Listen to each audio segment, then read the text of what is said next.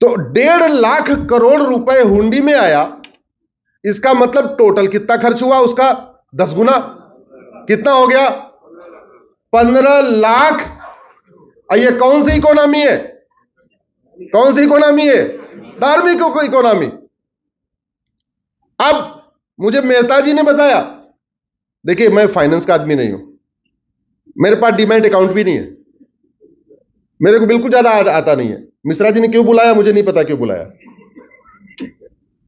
लेकिन मुझे हमारे मित्र हैं दिनेश मेहता जी, यहां अंधेरी में रहते हैं, उन्होंने बताया कि जो टूरिज्म का पैसा होता है इसका जो मल्टीप्लायर इफेक्ट 10 से 15 होता है, 10 to 15 होता है। क्योंकि जब आप अयोध्या गए, आपने मान लो 10,000 रुपए खर्च किया, 10,000 रुपए में 1,000 रुपए आपने हुंडी में डाल दिया, बाकी 9,000 आपने क्या किया? होटल वाले को दिया, ऑटो वाले को दिया, कुछ कपड़ा खरीदा, कुछ लड्डू खरीदा, कुछ माला फूल खरीदा, कुछ यूं खरीदा। अब जिस ऑटो वाले को आपने पैसा दिया, टैक्सी वाले को, उसने क्या कर दिया? उसने डीजल भरवाया। तो डीजल भरवाया तो पैसा कहां गया? तो सरकार के पास केवल 1.5 लाख रुपए नहीं गया, 1.5 लाख करोड़ नहीं गया, 1.5 लाख करोड़ टैक्स के रूप में भी गया। क्योंकि होटल में आप रहे तो उसने टैक्स दे दिया, टैक्सी आपने चलाई उसने डीजल भरवा लिया, माला फूल आपने खरीदा तो उसने भी कुछ, उसका घर मजबूत हुआ तो उसने भी कुछ खरीदा। तो कायदे से 1.5 लाख रुपए तो 1.5 लाख करोड़ आप उसमें डाल के आए हुंडी में, तो 1.5 लाख करोड़ टैक्स भी चला गया। वो जीएसटी के रूप में गया, इनकम टैक्स के रूप में गया, टीडीएस के रूप में गया, वैट के रूप में गया, या टोल टैक्स के रूप में गया, या रोड टैक्स के रूप में गया, कुछ किसी और रूप में गया। तो कितना चला गया? 3 लाख करोड़। और मल्टीप्लायर इफेक्ट इसका मेहता जी बता रहे 10 गुना होता है। तो अगर हम मिनिमम मान के चले तो 1.5 लाख करोड़ का मल्टीप्लायर तो लगभग 15 लाख करोड़ रुपए टेंपल इकोनॉमी तो आज की डेट में है। इतना है कि नहीं है? है कि नहीं भैया? जोर से बोलो। कोई आदमी डिसएग्री कर रहा है क्या? नहीं तो जोर से बोलो ना फिर। ज्यादा है? अच्छा, अभी 1.5 लाख करोड़ कैसे आ रहा है? अभी तो हमारे सारे मठ मंदिर सरकार के कंट्रोल में है, अभी फ्री नहीं हुए। दूसरा, मठ मंदिर में अच्छा इंफ्रास्ट्रक्चर नहीं है। तो ये जो 1.5 लाख करोड़ आ रहा है, अभी एलिट क्लास, अभी मुकेश अंबानी जी सारे मंदिर में नहीं जा रहे हैं, अभी वहीं जा रहे हैं जहां बहुत अच्छा इंफ्रास्ट्रक्चर है। मतलब एलिट क्लास अभी वहीं जाता है ना जहां कम से कम एयरपोर्ट हो, या रेलवे का अच्छा जंक्शन हो, या जहां होटल हो। बाकी जो 1.5 लाख आ रहा है, इसका ज्यादातर पैसा गरीबों का आ रहा है, जो बस पकड़ के आ जाते हैं, जो अपनी कार से जाते हैं, सुबह जाते हैं शाम को आ जाते हैं। ये मिडिल क्लास का पैसा है, या ज्यादा से ज्यादा अपर मिडिल का है। इसमें टॉप क्लास अभी आ नहीं रहा है। वो कहां जा रहा है? वो गोवा जा रहा है, या तो मालदीव जा रहा है, या तो यूएस जा रहा है छुट्टी मनाने। क्यों? क्योंकि अभी इंफ्रास्ट्रक्चर डेवलप नहीं हुआ। अभी ज्यादा से ज्यादा भारत में आदमी कहां जा रहा है? तिरुपति जा रहा है, वैष्णो देवी जा रहा है, रामेश्वरम जा रहा है, मीनाक्षी टेंपल जा रहा है, चलो मुंबई में सिद्धिविनायक आ रहा है, काशी जा रहा है। अब भव्य हो गया तो काशी गया, देखिए 10 टाइम्स वहां संख्या बढ़ गई। महाकाल जा रहा है, अयोध्या जा रहा है। अभी बचा क्या क्या है? अभी तो शिरडी जा रहा है। अभी भगवान विष्णु के 10 अवतार थे, उसमें एक अवतार था वामन अवतार, सुना होगा आपने। वामन अवतार डेवलप हुआ क्या? डेवलप हुआ?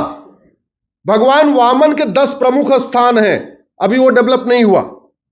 भगवान विष्णु के दूसरे, उसके बाद वाले जो अवतार हैं, भगवान परशुराम, भगवान परशुराम की जन्मभूमि कर्म भूमि अभी डेवलप हुई क्या?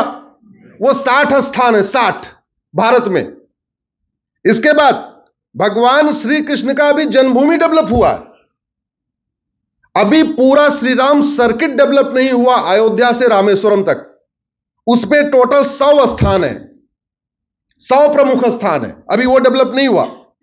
भगवान कृष्ण के अभी तो जन्मभूमि डेवलप नहीं हुई, हो जाएगी, इस साल हो जाएगी। मोदी जी उसका करेंगे, क्या कहते हैं, प्राण शिलान्यास करेंगे उसका भी। अभी भगवान कृष्ण, देखिए भगवान राम ने जो यात्रा किया है उत्तर से दक्षिण किया है, भगवान कृष्ण जो यात्रा किया वो पूरब से पश्चिम किया है। तो मणिपुर से द्वारका जिस दिन कृष्ण सर्किट बनेगा, अयोध्या से रामेश्वरम जिस दिन राम सर्किट बनेगा, तो 100 बड़े स्थान डेवलप हो जाएंगे। और मणिपुर से द्वारका जब कृष्ण सर्किट बनेगा तो 100 बड़े स्थान डेवलप हो जाएंगे। अभी केवल सारनाथ डेवलप हुआ, लेकिन भगवान बुद्ध के टोटल 25 बड़े स्थान हैं। तो अभी बुद्ध सर्किट पूरा डेवलप नहीं हुआ। भगवान आदिनाथ से भगवान महावीर 24 तीर्थंकर है। क्या सबका जन्म स्थान डेवलप हो गया? क्या जोर से बोलिए, क्या सबकी कर्मभूमि डेवलप हो गई क्या? तो भगवान आदिनाथ से भगवान महावीर तक जो 24 हमारे तीर्थंकर हैं, उन सबके जब जन्मस्थान डेवलप हो जाएंगे, उनकी कर्मभूमि डेवलप हो जाएगी, तो 50 और बड़े स्थान डेवलप हो जाएंगे। अभी डेवलप नहीं हुए, अभी केवल समेत शिखर डेवलप हुआ है, बाकी भगवान, बाकी सब 24 के 24 डेवलप नहीं हुआ। हनुमान जी का जन्म स्थान डेवलप हुआ क्या? जोर से बोलिए जरा। किष्किंधा कर्नाटक, वो भी डेवलप नहीं हुआ। 4 धाम डेवलप हो जाएंगे इसके बाद। 12 ज्योतिर्लिंग में 4 डेवलप हो गया। काशी डेवलप हुआ, महाकाल डेवलप हुआ, केदारनाथ डेवलप हो गया, ओंकारेश्वर डेवलप हुआ। 8 ज्योतिर्लिंग अभी बचे हुए। इसके अलावा 51 शक्तिपीठ अभी डेवलप नहीं हुए। जिस दिन भगवान वामन के 10 स्थान, भगवान परशुराम के 50 स्थान, भगवान श्री राम के 100 स्थान, भगवान कृष्ण के 100 स्थान, भगवान बुद्ध के 25 स्थान, भगवान आदिनाथ से भगवान महावीर तक जो 50 स्थान, हनुमान जी का जन्मभूमि और कर्मभूमि, 4 धाम, 12 ज्योतिर्लिंग, 51 शक्तिपीठ, ये टोटल 500 स्थान डेवलप हो जाएंगे। हमारी भारत की इकोनॉमी अपने आप ही 5 ट्रिलियन हो जाएगी और कुछ नहीं करना है।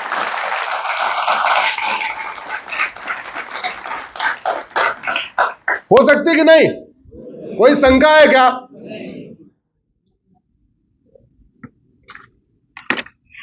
अच्छा, ये तो भगवान का हुआ। हम लोग शादी विवाह में क्या करते हैं? 2 चीज पूछते हैं किसी से। क्या पूछते हैं? नाम और गोत्र। ये गोत्र किसके नाम पे है? ऋषियों के नाम पे। क्या उन ऋषियों का जन्मभूमि कर्मभूमि डेवलप हुआ क्या? नहीं। ये किनके किनके नाम पे गोत्र है? महर्षि अंगिरा, महर्षि अक्षुपाद, महर्षि अगस्त्य, महर्षि अग्निवेश, महर्षि अजातशत्रु, महर्षि अत्रि, महर्षि आत्रेय, महर्षि कर्म, महर्षि कपिल, महर्षि कश्यप, महर्षि कात्यायन, महर्षि कृपाचार्य, महर्षि गर्ग, महर्षि गोबिला, महर्षि गौड़पाद, महर्षि चवन, महर्षि जमदग्नि, महर्षि जैमिन, महर्षि दत्तात्रेय, महर्षि दधीच, महर्षि देवल, महर्षि धौम्य, महर्षि पराशर, महर्षि पुलस, महर्षि भारद्वाज, महर्षि भरुचि, महर्षि भृगु, महर्षि गौतम, महर्षि मैत्रायण, महर्षि याज्ञवल्क्य, महर्षि रैक, महर्षि लोमस, महर्षि वशिष्ठ, महर्षि वात्स्यायन, महर्षि वामदेव, महर्षि वाल्मीकि, महर्षि विश्रवा, महर्षि विश्वामित्र, महर्षि व्यास, महर्षि सर्भंग, महर्षि सुखदेव, महर्षि सत्यकाम, महर्षि जाबाल, महर्षि सुतीश, महर्षि सुमंत, महर्षि मरीच, महर्षि अंगिरस, महर्षि मुकुला, महर्षि क्रतु, महर्षि सुनक, महर्षि कड़ात, महर्षि भास्कराचार्य।